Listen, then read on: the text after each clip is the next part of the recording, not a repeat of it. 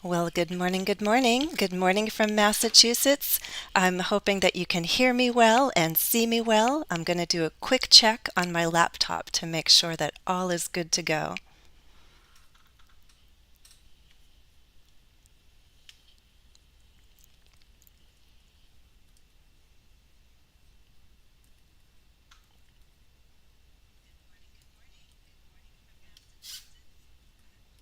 Looks like we're in business.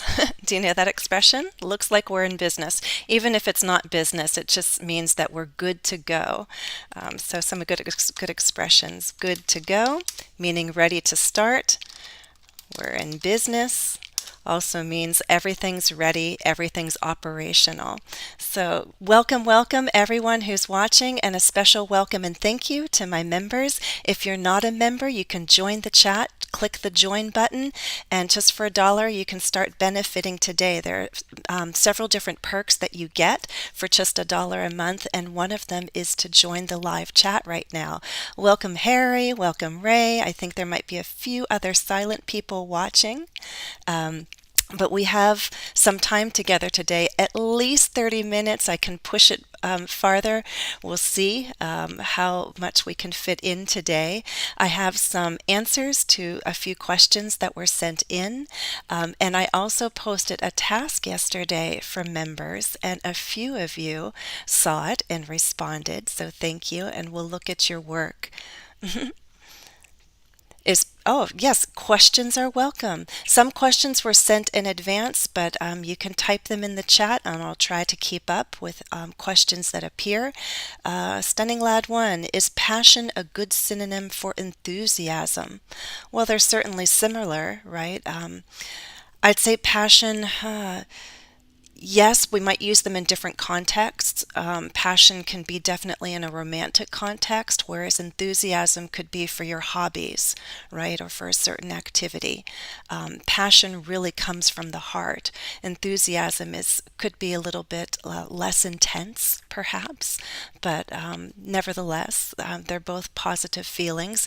As an employer, I would want my workers to be passionate about their work and bring enthusiasm to the workplace, right? Let's see if the audio is still good. Yes, it is. All right, I shared a lovely photo. I can't help it, even though I don't go to too many different places. I kind of see the same places when I take my walks every single day, but the nature is so beautiful that I can't help but take a picture when it's especially beautiful. And the leaves are just starting to change colors now. It's fall here in New England, and it's just so beautiful. So I took a couple photos. I shared one on Instagram because I have some subscribers there now. That's another program you can think about if you're on Instagram. I'm there, English with Jennifer Lebedev, and I've been sharing exclusive stories with my subscribers there. And on YouTube for my members, also for $1 a month, I shared a photo of just the marsh behind my home. Do you know what a marsh is? So, not too far away, there is a larger lake or pond. Either it's a small lake or a big pond. And then the water sort of narrows and then goes a little bit further.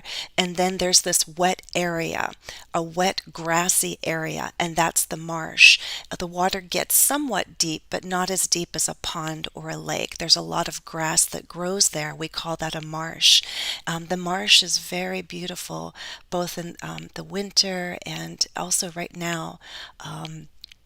In autumn, we can say autumn or fall. The leaves are changing. It's just so beautiful. Let me share that photo with all of you now. Do my little magic here and go to this. I'm going to look over to my laptop to make sure you see what I see on my screen. Yeah, there's a bit of a delay, so I know different people are at different points in the live stream, the quote unquote live stream. I am live, but I know that some people might be 15 seconds behind or as much as 30 seconds to a minute behind. Hey, Manuel just joined us. Glad to have you, Manuel. 3 p.m. I hope your day has been going well. For me, it's just after 10 a.m.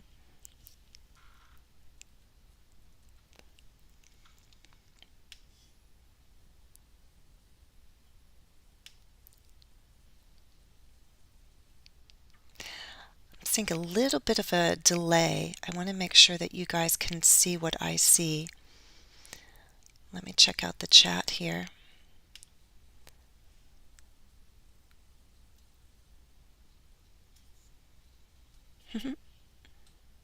Manuel, what are you asking? Have you chosen the university? Oh, you're referring to my son. Some of you who have been following me on YouTube and Instagram know that we've been exploring different options for college, and we've visited several different campuses over the past few months, more recently, just this past weekend. So I think he knows where he wants to apply to. There will be schools in Massachusetts and schools in New York, upstate New York. So he will apply to a few different schools, and we will cross our fingers, hope that he gets accepted to more than one so that he has a choice. And then in a year's time, he will be going off to college. Remember, in the US, we say college, generally speaking. College could be college or university, but they're all 4-year programs to get your undergraduate degree. So this is a busy time for us because we've been focusing on campus visits, getting information. He has to schedule interviews. He's done one already. He has a couple more. He's writing an essay. I'm in charge of doing paperwork myself. So it's a busy time, but exciting. Thank you for asking. Okay. All right. Let me go a teeny bit bigger. Okay, do you see that lovely photo? Look at the colors. I'll go bigger just for a second, just so you can see that photo like that. And then I'll scroll back and minimize it. Do you see the lovely colors? On every single day, the colors will change and it'll be even more beautiful. By next week, I'll try to take another photo for you because I expect that the green will be entirely replaced with other fall colors. So I love to see the gradual change. And then once it's over, it's a little sad, although once the leaves are off the tree, we have a better view of the marsh because right now we have lots of trees in front of the marsh between our house and the marsh. But once all the leaves have fallen, we're going to see a pretty clear view of the marsh. So that's the one advantage of fall and winter. We get a nicer view. Less privacy, but a nicer view.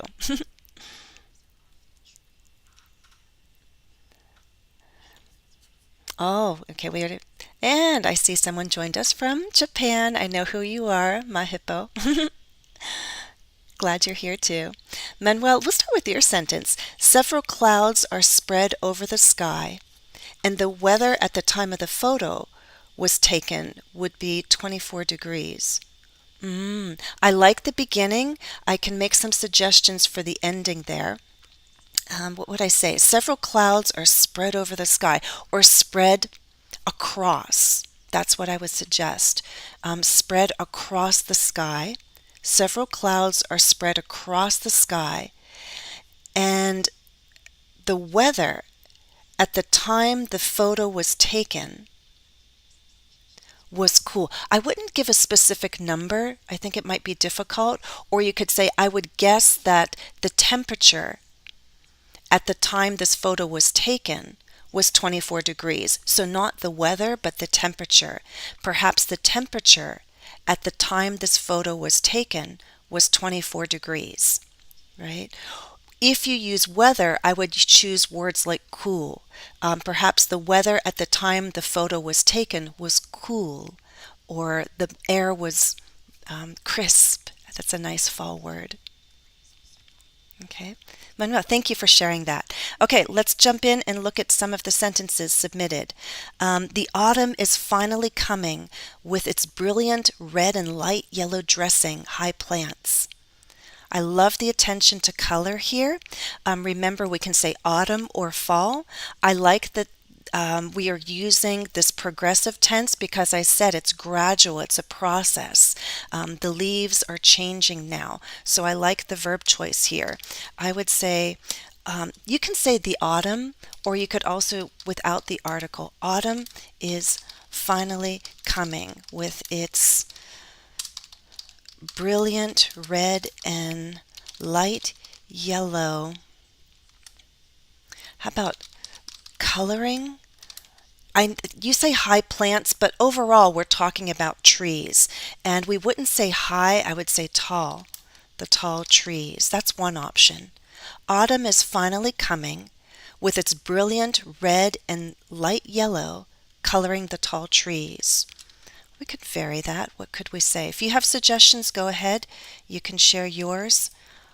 It's finally coming with, how about bright and yellow leaves? We could just say leaves. Leaves.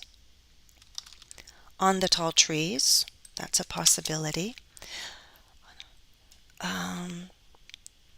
With, how about this? Look at that. With the tall trees. If you want to go back to the word dress, which is really lovely, it's very poetic because humans dress. We dress ourselves. We put on clothes. And if we want to create that personification, I talked about this literary device where we take an inanimate object and make it like a person. We give it human qualities. That's personification. So we could say, autumn is finally coming with the tall trees dressed in, and now we can use these colors. Dressed in what? Which colors? Dressed in brilliant yellow, brilliant red and light yellow. Bright and brisk. Hey, Daniela. Rustic colors. There's a good phrase, rustic. Rustic mean old, right? And sort of makes me also think of browns and bronzes. Yes, Manuel. We usually say fall, but autumn is fine too. But fall is more commonly used. Winter, spring, summer, and fall. Right now it's fall time, but autumn is okay too. We understand that. So here are my suggestions. I love the ideas. This is the phrase that caught my attention, and I think these suggestions sound a bit more natural. Okay, but lovely attention to the colors and interesting choice of words, and I think that was a good direction to move in. Simple statement. Wow, exciting place to be. It's fine if you were saying that. Writing it, I would use an exclamation point, and then instead of just exciting, I would add something here. Do you know what?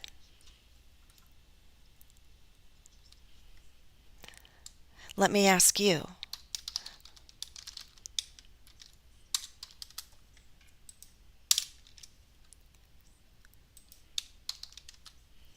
Does anyone have a suggestion?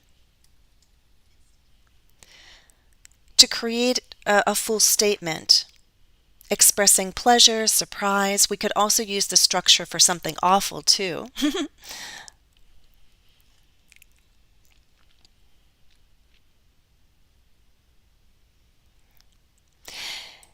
Exciting is an adjective, but here we have a noun phrase, exciting place.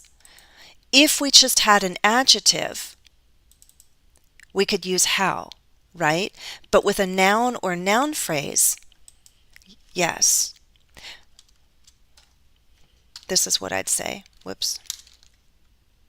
Yes, and you're using the correct article. What an exciting place to be. Good job, guys. Amazing, astonishing, thrilling. Wow, what an exciting place to be. Wow, how exciting. I love this kind of nature, for example. So if you only use an adjective, you can use how. This is just a statement of surprise, pleasure. You're just commenting. We use how plus an adjective or what plus a noun or noun phrase. What an exciting place to be. Okay, so note those two expressions. What plus a noun, how plus an adjective. Okay, again, look at this lovely photo. Keep it in your mind. Okay, we're going to scroll down and look at this sentence. Cloaked in thick emerald vegetation, it is no wonder that there must be a top-notch site for hiking. There's some good words here, but I'm going to suggest a few changes. Be careful because I understand this is describing something later in the sentence. Cloaked, meaning covered. And I like that word. Very nice. Cloaked. Like a cloak is like a coat, like a wrap, sort of like a blanket that you put on top of something, or ourselves. We can cloak ourselves, wear a cloak. Kind of like dressed. It's that personification. But cloaked, what is cloaked? I go to the subject and I see it, so it's still not clear to me, right? So let me just go like this is the original. Okay, if that's the original, I want to suggest a different subject. Okay, so cloaked in thick emerald vegetation. Lovely word, vegetation. Vegetation refers to all the greenery, all the trees and plants. Emerald is a deep green. And if I look, I might see some emerald.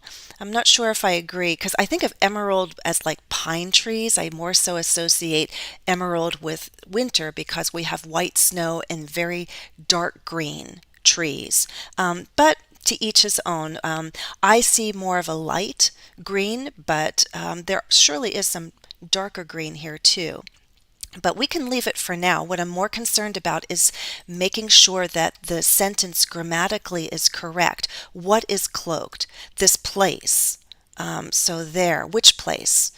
Cloaked, this place is cloaked. So cloaked in thick emerald vegetation, this place, and then we can take the rest of your idea. Must be a top-notch site for hiking. Okay, that's what if you want to use no wonder, this is a lovely expression too, kind of like how and what. You should learn how to use no wonder because it's very good for commenting on things like, when you realize something, no wonder, now I understand. No wonder, it's no wonder. No wonder this place is a top-notch site for hiking. You could also say no wonder why. You could also no wonder why. No wonder why this place. That's possible. You don't have to. No wonder this place is a top-notch site for hiking.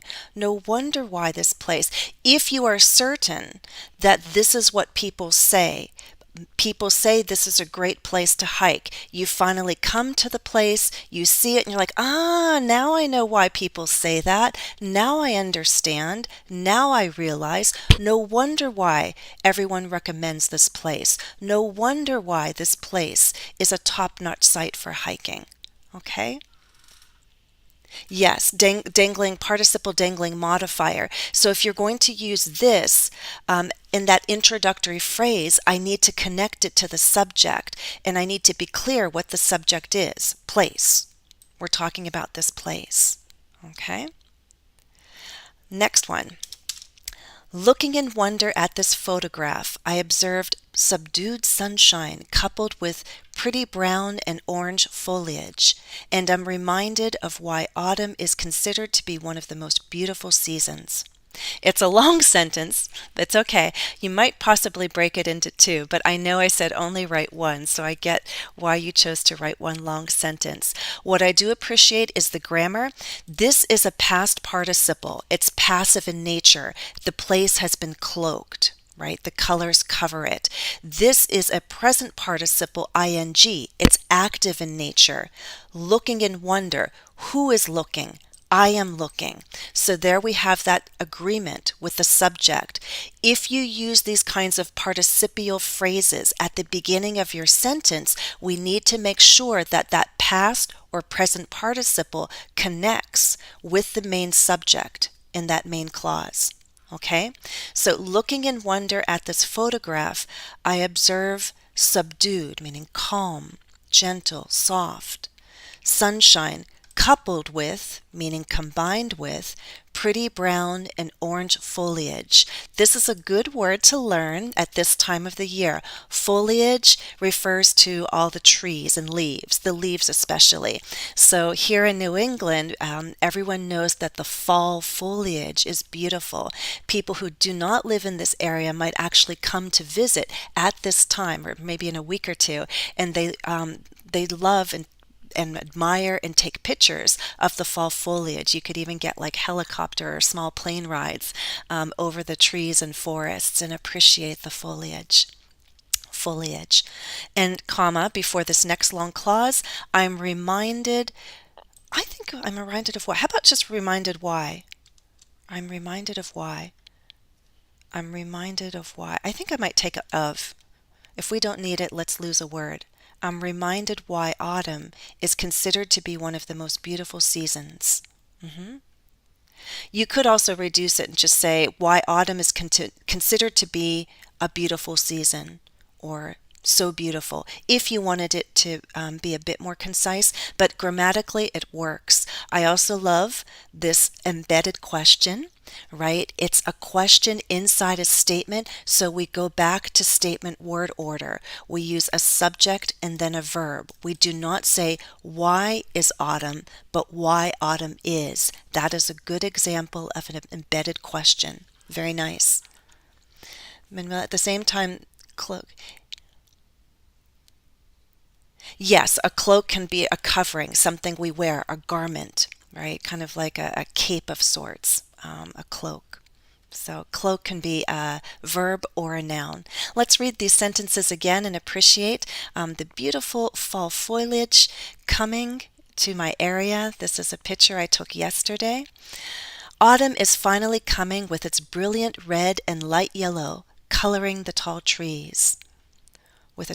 And here I'm saying the red and yellow is what's coloring the trees. Autumn is finally coming with its brilliant red and light yellow leaves on the tall trees.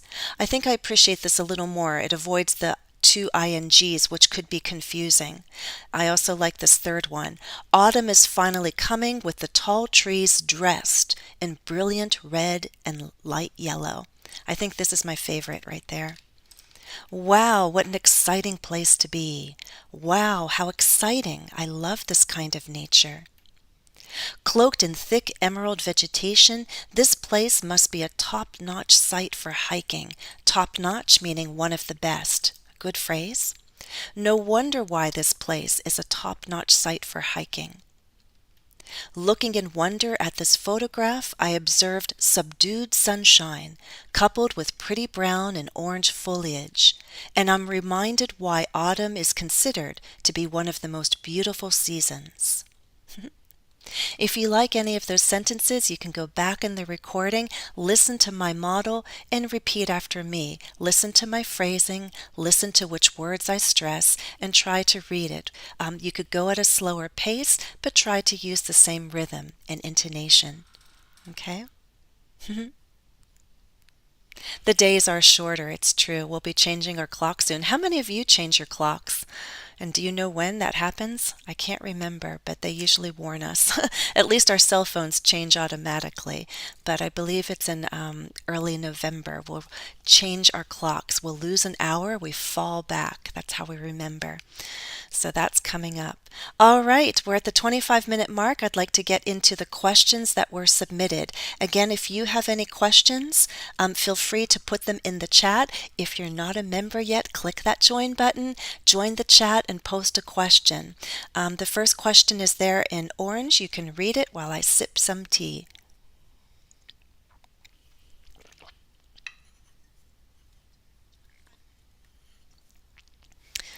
Brilliant red, does it mean the same as light? No, brilliant, think of brilliant as shiny, like vibrant. So brilliant is like a strong red. It catches your attention. Whereas the word subdued, used in the other sentence, is very calm. Subdued colors are soft, gentle colors, but brilliant and vibrant pop out. They catch our attention. So you could do light red, dark red, and that would tell us about shade. But a strong color and a color that's very bright would be vibrant or brilliant. Okay. All right, question posted by a member recently. Could you please give an example using past perfect and past simple in one sentence for more than two actions? So let's remember what that past perfect is. It's not used as often because it's quite specific in use. The past perfect uses had plus the past participle, right? So we use the past perfect when we have 2 points in time in the past.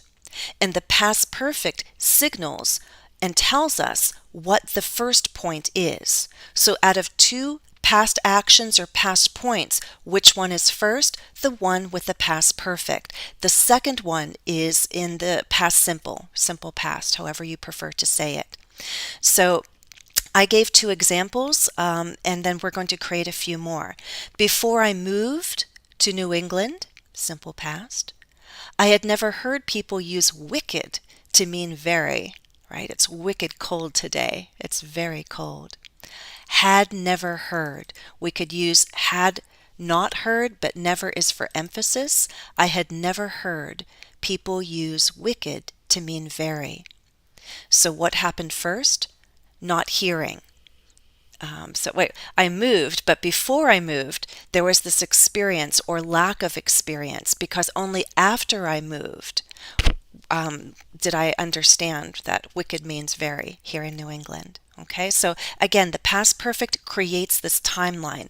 Two past points. The first one is past perfect. The second is the past simple, simple past. Before I met a lot of people and had the chance to hear them talk in everyday conversation, I had never heard that use of wicked. It's basically the same sentence, but I wanted to show, yes, you could even do two actions. These ones are at this point of time, but again, not hearing. That lack of experience comes first. So there was a point when I moved here, and that's when I had the chance to hear people talk. But before that, I had never heard of this use of wicked.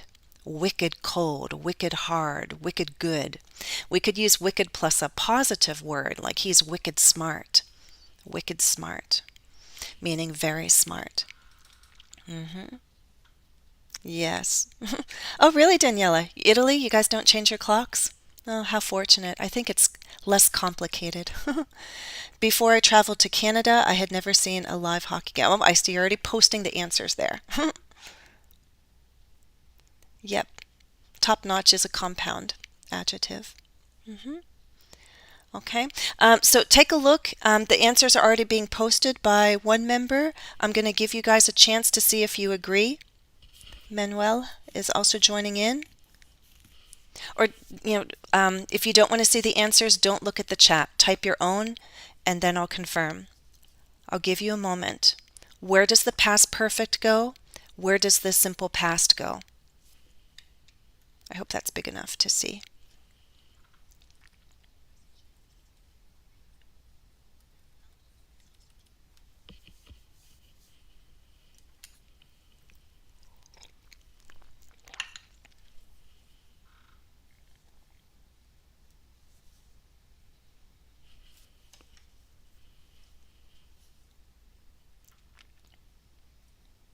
What I'm seeing looks good.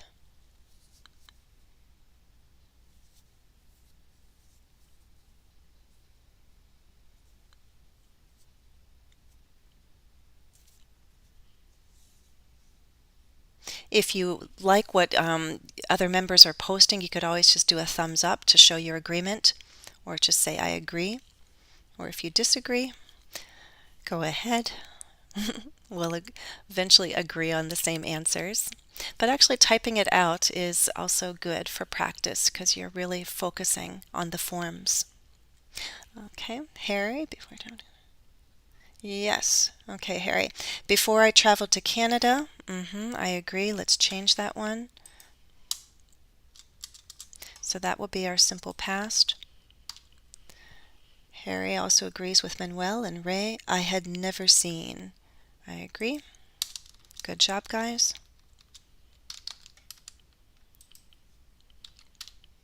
Have you seen a live hockey game, by the way?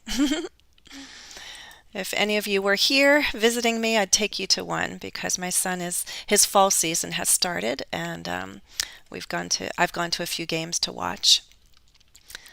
But his main season is in the winter, and of course the professional games will be starting soon. They have preseason games right now. Any hockey fans out there are aware. And some of you who aren't fans still know that I watch hockey and I have a favorite team. If you know, you can type it in the chat. If you don't know, then visit me on Instagram because I have a video of how my son and I painted his parking spot at school with our favorite team's logo, and you'll know. Okay, Mahippo agrees. We had made our decision. Yeah, I make typos too. Had never seen. And of course, if you were speaking, this would sound like a contraction. And this gets to be a little tricky. You have to remember that apostrophe D has two possibilities. It could be a contraction for had. It could be a contraction for would, I'd. Sounds the same, but you have to know your grammar and understand that here, I'd never seen.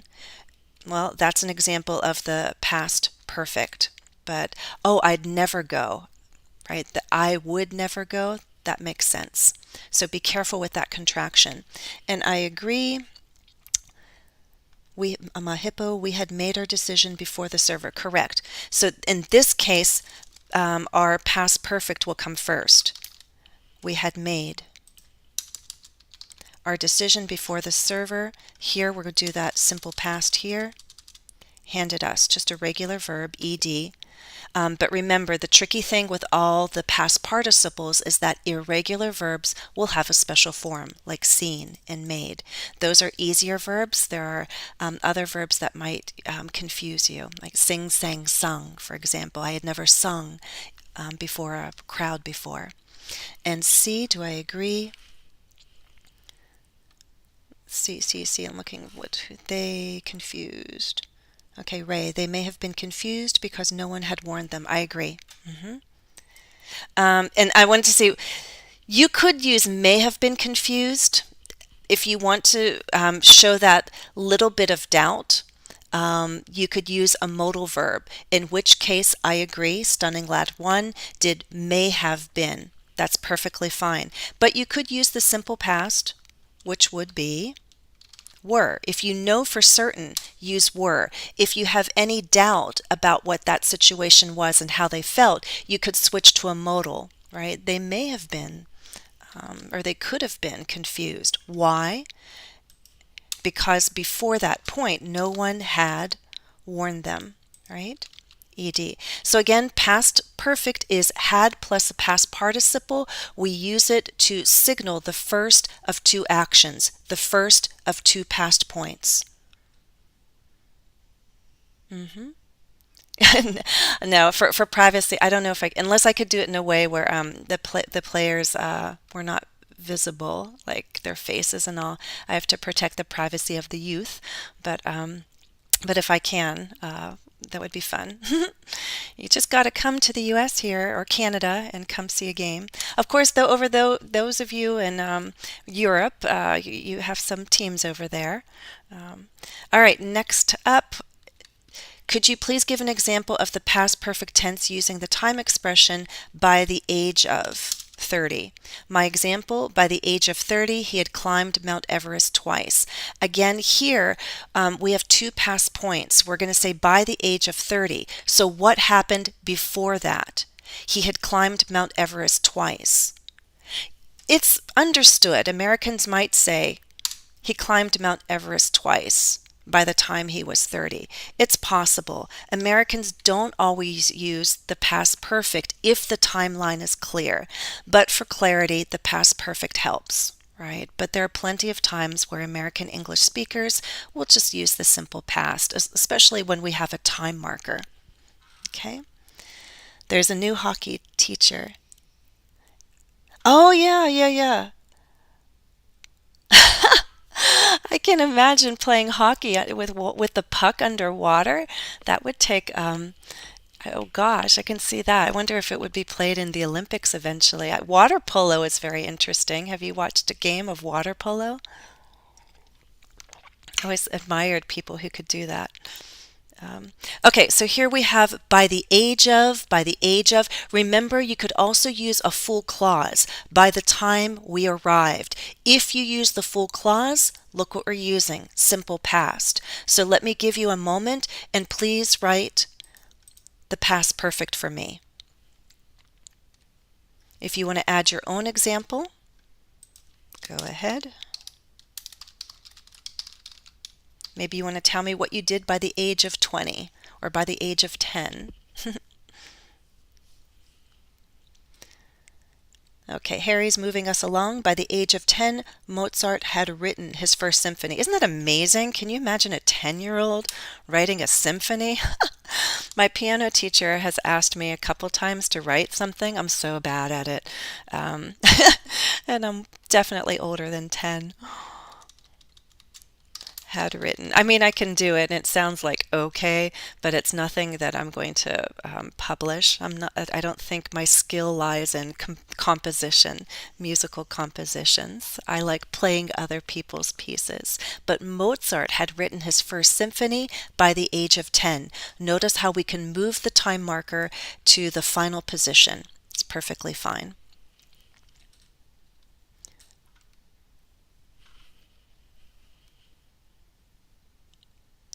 Okay, Stunning Lad 1 is moving us to the next one. By the age of 20, she had visited. I feel my throat getting dry. I certainly hope I don't go into a coughing fit. That would be awful, but it's happened. I love my tea. Had visited. That's the bad thing about the fall and winter. The air gets drier where we live because the climate is colder. So your nose can get dry, your mouth and throat can get dry. That's one bad thing. Your skin can get dry.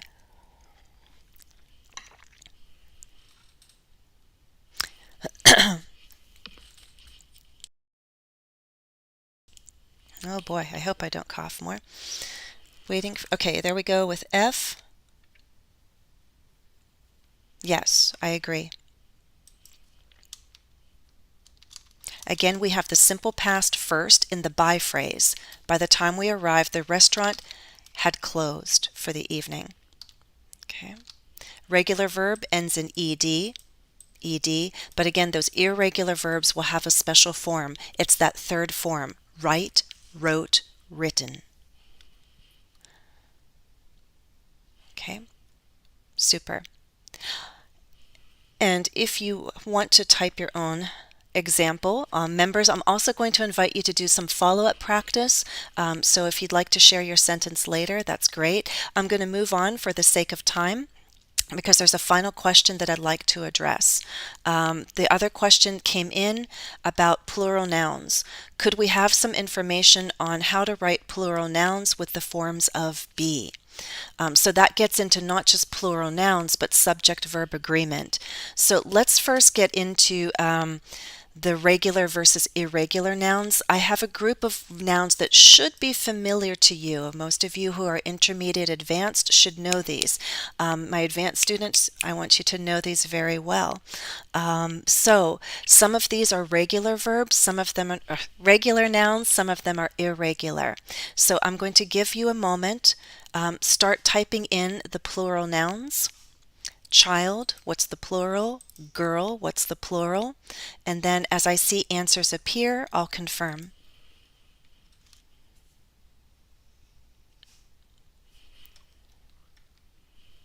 And I'll type corrections in the comments. Harry, I like the idea. I'm going to suggest a change.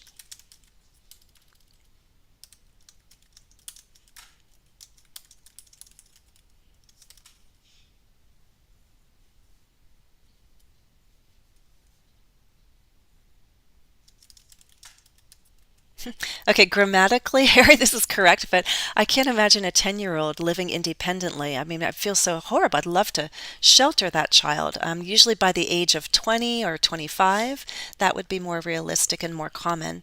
But you might say by the um, age of 10. How about this? This makes me less sad because I don't like the thought of a 10-year-old leaving home. By the age of 10, she had. By the age of 10, she had learned many life skills, right? That like cooking, cleaning, sewing, counting money, basic finance.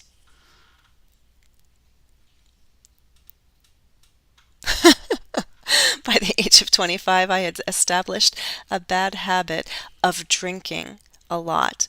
A habit of doing something is common. So, look, a habit of doing.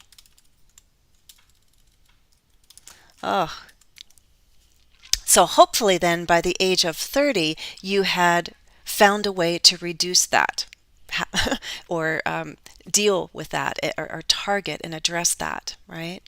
But it's quite common, especially among young adults, to use your Friday, Saturday nights for social drinking. But of course, if it goes too far, that's another issue. But by the age of 25, um, I had established the habit. I had made a habit of drinking heavily on Friday night. There's another way to phrase it, but habit of doing something. Okay. Hopefully, you could say by the age of 30, I had given up heavy drinking. How about that? All right, the words are coming in. You should know these. This should be quick, right? Child, children. So I'm going to put the irregular ones in a different color.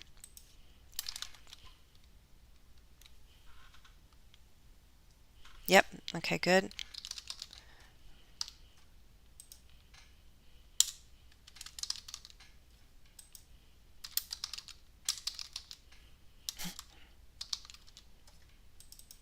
Technically, we can say persons. You'll see this in user guides. For example, I don't know, like made for four persons or something like that, but it sounds technical to me. In everyday conversation, we talk about people. Look at the people on the street, or that's what people say.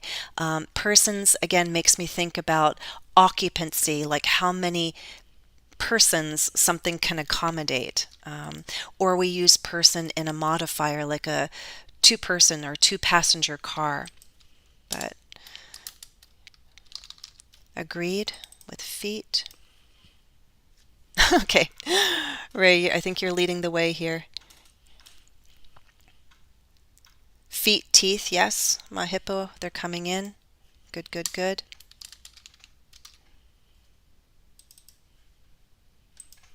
What do you think, guys, with series? Mouse, mice, I'm glad you saw that one. Mm-hmm. Good, Harry.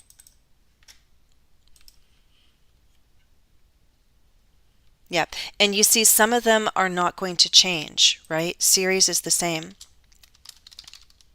I watched a good series, or there are many series that I love, right? So I could use the same form, and you have to read the context and understand if it's singular or plural. For example, I have a fish with an article. We understand it's one. She has a pet fish, or he has beautiful pet fish. Because I didn't use an article, you know that he has more than one fish. So some irregular nouns have the same form. Frogs. Animals can be confusing, right? Lambs. I agree.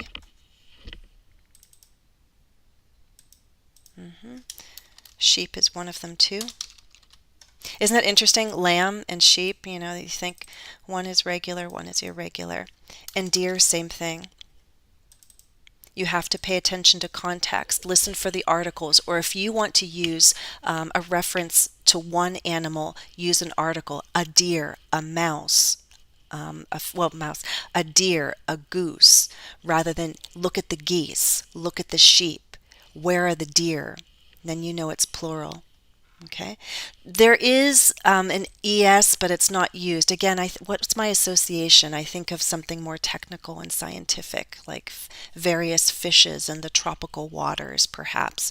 But in everyday conversation, we would use fish. Like we went fishing and we caught a lot of fish. I wouldn't say caught a lot of fishes. Fish. Okay. All right, so then what do? You use the plural or the singular, depending on which word form you have. So let's look at this next set. For example, boys, regular verbs have S or ES. You know it's plural, so you choose R. But then when you have irregular nouns, you have to remember which is which. The woman is, the woman are. That species is, that species are. Again, look for context. In this one, you got a clue there.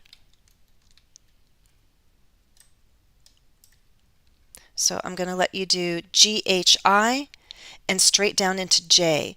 There are some uncountable nouns, not many, that look plural because they end with an S. Be careful.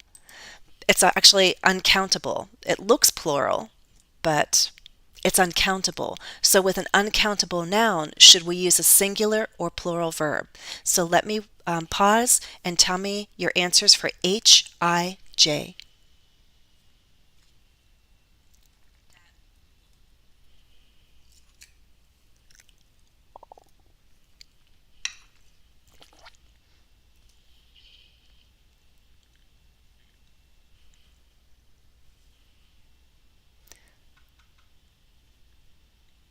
Yes, that's what I said, Harry. It's more technical. Fishes, like cheeses. You could also talk about cheeses.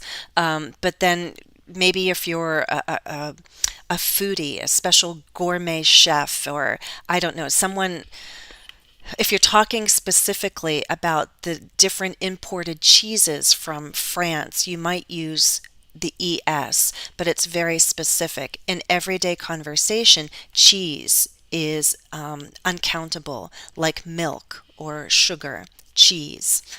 We don't usually use the plural cheeses, but technically there is. We can do the same with breads, for example, different types of breads. But in general, I might say, do you have a lot of bread in your diet? I love bread. I love freshly baked bread. So in this general abstract sense, we just use that mass noun, fish, cheese, meat. But when you're getting into very specific types, you can go into a plural, cheeses, meats, fishes. Okay, my hippo, Harry. Yes, woman is singular. Woman is. Species, yes, very good, because if I changed that to those, it would have been plural, but I used that, singular. That one species is now extinct. Species, you'll hear variation in the pronunciation. News, yes, news is. If it's uncountable, it's singular. It takes a singular verb. The news is often upsetting, isn't it? Yes. Okay. I'll quickly go through these. Yeah. Collective nouns. This is important to know. In English, this can be confusing if you have awareness of other Englishes, mainly British English, but in American English, these collective nouns that refer to this unit, this group, they take a singular verb because in our minds we perceive the group as one unit. And so a group is, a unit is, and that's why we say my family is visiting me this weekend because I perceive my family as a unit. So committee, if you want to emphasize that they work together as a group, what would you do? And knowing that they have to make a unified decision. They have to act together. I'm not emphasizing them as individuals. I'm perceiving them as a group. That's why we say yes. The committee has yet. And if you don't know the structure, I believe I have a short video on have yet to do. It means I plan to do it, I expect to do it, but I haven't done it yet. The committee has yet to make a decision as a group. Herd of horses. This gets confusing, and even native speakers make mistakes here. If you choose the wrong verb form, it's not a huge deal. But usually when you have this kind of phrase, you're not supposed to count the prepositional phrase. Of what? So it's part of something. So the herd of horses was out in the pasture. The horses were, but the herd was. Herd of what? The herd of horses was out in the pasture. It's confusing at times, right? So again, in American English, if we perceive them as a group and as a unit, that's a collective noun, and we take it. We use a singular verb with collective nouns in American English.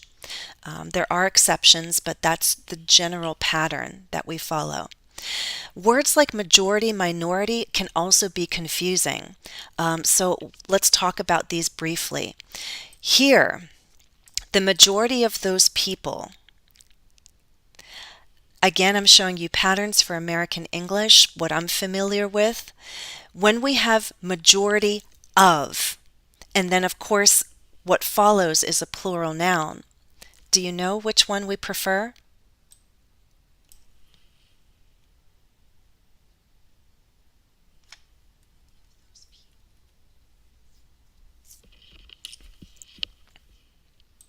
I'll give you a hint by telling you that these ones are going to be different from each other. Again, it depends on perception.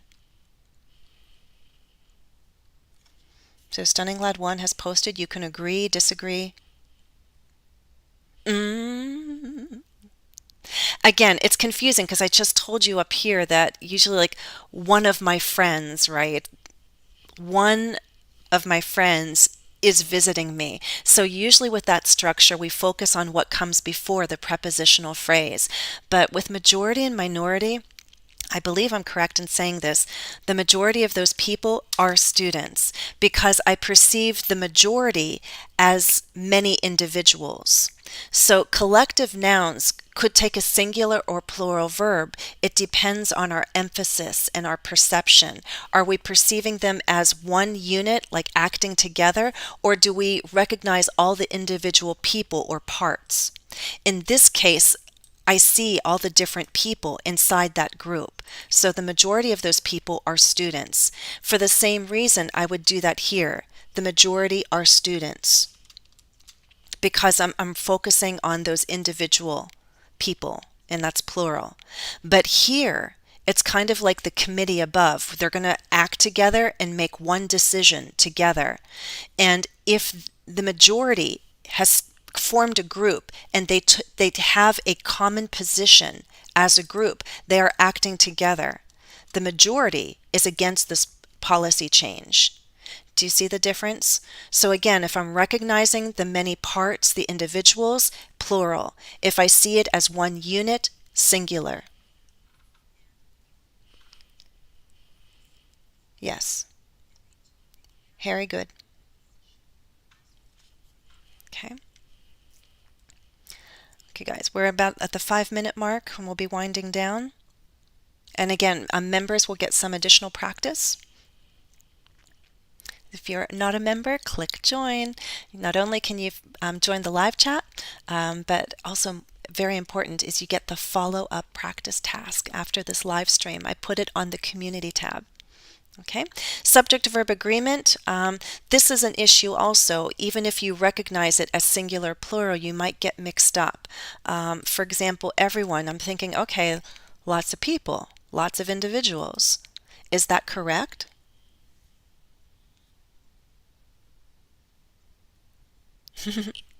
Yeah, couple is another word. The couple is.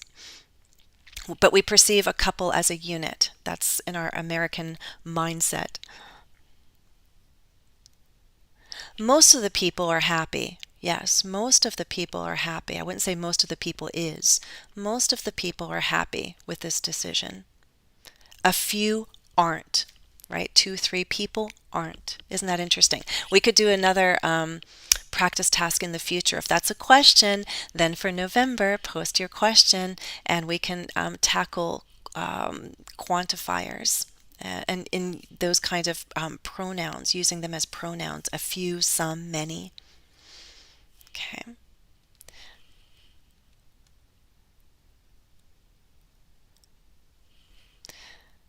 What do you guys think?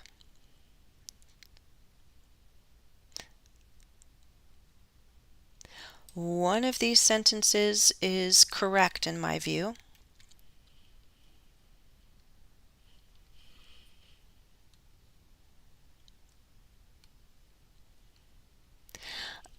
Stunning loud one. I would say the pair looks good together. The couple looks good. Again, if I say they together, they look good together. They look. Oh, actually, what's it? They. Okay, if I say they look good.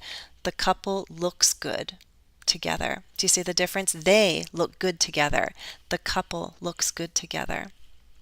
So it depends. I see couple as a collective noun, and in my mind, it would take a singular verb. Yes, Harry. Everyone is, everybody is, which means this already is correct.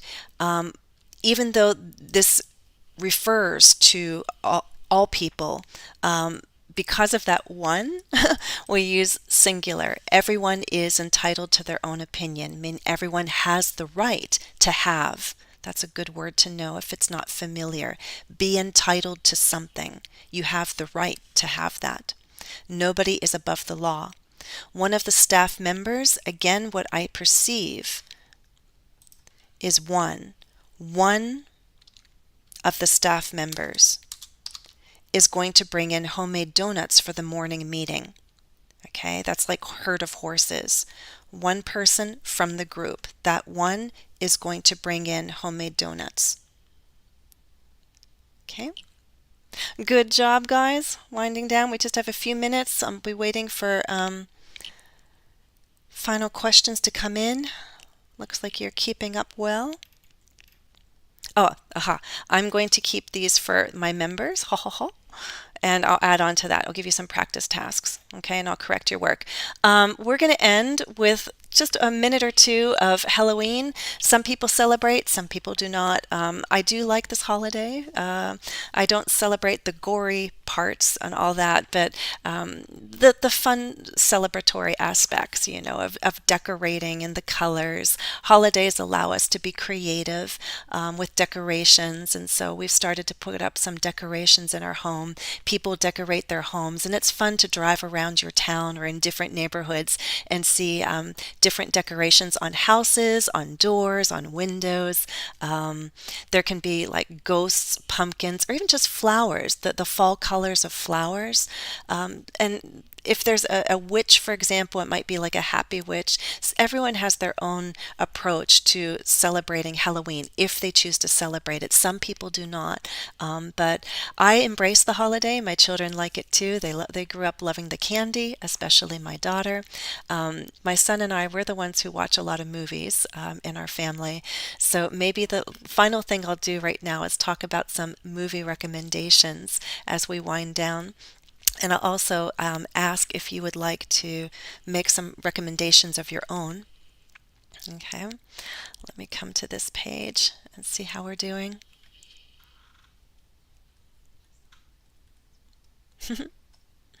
By the way, if you see the pumpkins there on the screen, we have a name for that. When we carve them, carving is like cutting a design. We carve our pumpkins, and does anyone know what they become? What kind of lanterns?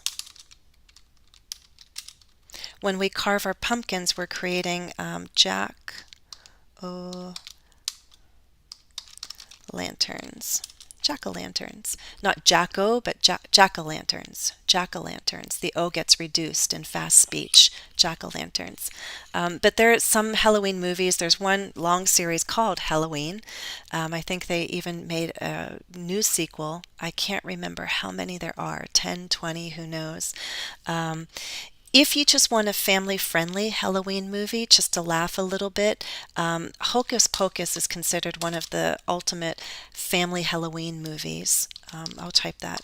Hocus Pocus. Hocus Pocus. If you Bette Midler is a big name. Sarah Jessica Parker is another big name.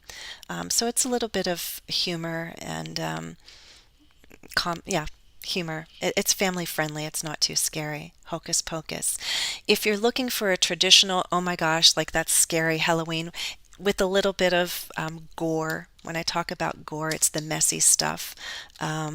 You might see, okay, what is it? Nightmare on Elm Street. That's what I'm thinking. Nightmare on Elm Street. There's a whole series, maybe the first or second. You can watch one and two. You have to watch the first to understand. That's the series with Freddy Krueger. If you do not like violence, if you do not like blood and gore, then this one is not for you. Stick to Hocus Pocus. But if you like a little bit of scariness, then you might try Nightmare on Elm Street.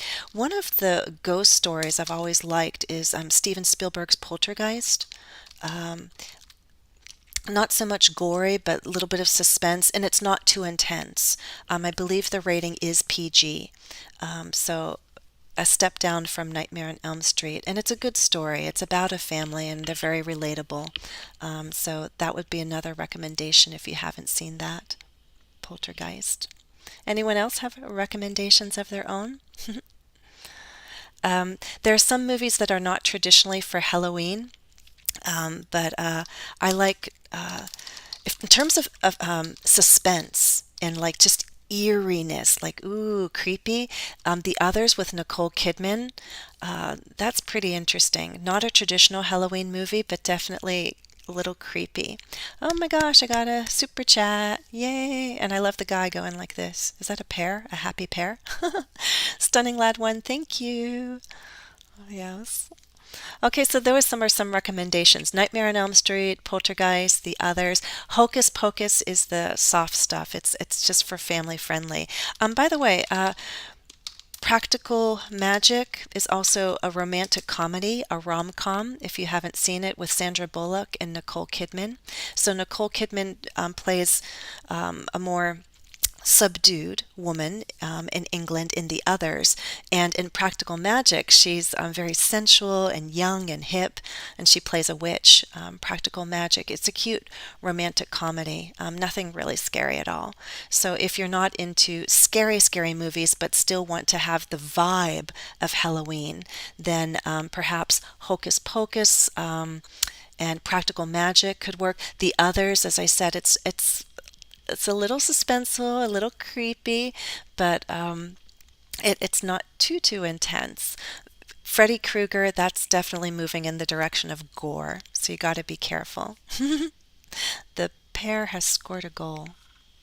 By the way, on Patreon, I do have movie recommendations. I might share one each month or every other month. When I share my movie reviews, it's not just me talking. I have a whole script. I read it aloud so that my members can hear. They read the script. There's a vocabulary glossary so they can look and see new words and learn those words in context. And then there are some follow-up questions sometimes. So it depends. But there is a small collection, a small but growing collection of movie reviews, very rich in media for Patreon members. Okay. Okay, see, Stunning Lad 1 is recommending Halloween 1 and 2. So again, one option, I just want to say, YouTube members, please visit the community tab because I will be posting follow-up exercises there. Okay, if you see the join button, you click, you'll see all the perks that you get for just 99 cents a month. Remember on Instagram, subscriptions are new, by the way. It's very interesting, and I'll build this up as time goes and as I learn what's possible on Instagram. But right now, my Instagram subscribers are also paying $1 a month, and they're getting exclusive stories. So they have, and I save the stories on my story highlights. So if you join today as an Instagram subscriber, you'll be able to click through or swipe through all the many stories that I've shared over the past few weeks. The program is very new on Instagram, so we'll see. It's fun to explore how that goes. All right. And finally, any advanced students listening to me out there, let me share my screen and remind you that there is an ongoing study program, and that is on Patreon. Um, Patreon is where I'm at with live group lessons. We meet at least once a month on Zoom, often two, and then we have a member only YouTube live stream. So, those are the main perks when you're with me on Patreon. You get a guaranteed Zoom session, all mics, all videos on, small group participation, and then there's an exclusive live stream. Lots of practice tasks, not just text. This month, the topic is vowel sounds, and so my members have gotten 2 quizzes, 3 drills, more are on the way, and that's just within the first week of Patreon. So it's very rich in practice. You do need to be at least high intermediate. It's best for advanced, especially when we move into the Zoom room, because conversation can be fast paced. But I invite you to check out the program. At the higher tiers, you can get a private Zoom session for 20 or 60 minutes. So please consider your options. There are lots of ways to go beyond my videos. Okay, I'm going to wind down and say thank you for the people who stayed with me to the end. And thank you very much again for that super chat. I love it. And I'll see you again next month for the live stream again with a member only chat. Thank you guys and happy studies.